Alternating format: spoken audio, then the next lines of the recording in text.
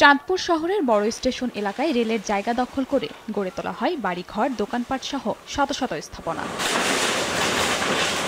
অবৈধ এসব স্থাপনা উচ্ছেদে রোববার সকালে অভিযান শুরু করে রেলওয়ে কর্তৃপক্ষ।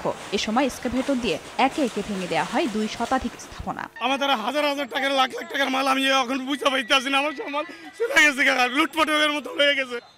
আমি অনেক কি করবো, আমি কিভাবে চলবো? উচ্ছেদ প্রোগ্রামটা আমরা প্রায় 7 থেকে 15 দিন আগে কিন্তু ঘোষণা করেছিলাম। তারা যদি আইনের প্রতি শ্রদ্ধাশীল থাকতো, এতক্ষণে তাদের জিনিসপত্রের একটাও কিন্তু ক্ষতি হতো না। তারা নিজেরা সুন্দরভাবে খুলে নিয়ে যেতে পারত।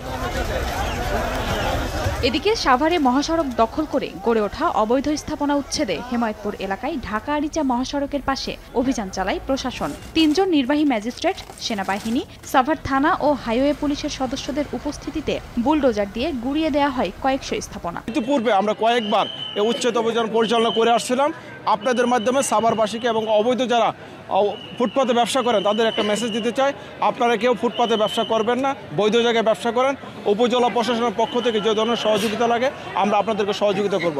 পথচারীদের চলাচল নির্বিঘ্ন করতে ও ফুটপাত দখলমুক্ত রাখতে অভিযান অব্যাহত রাখার ঘোষণা প্রশাসনের। খাদিজা স্বপ্না, সময় সংবাদ।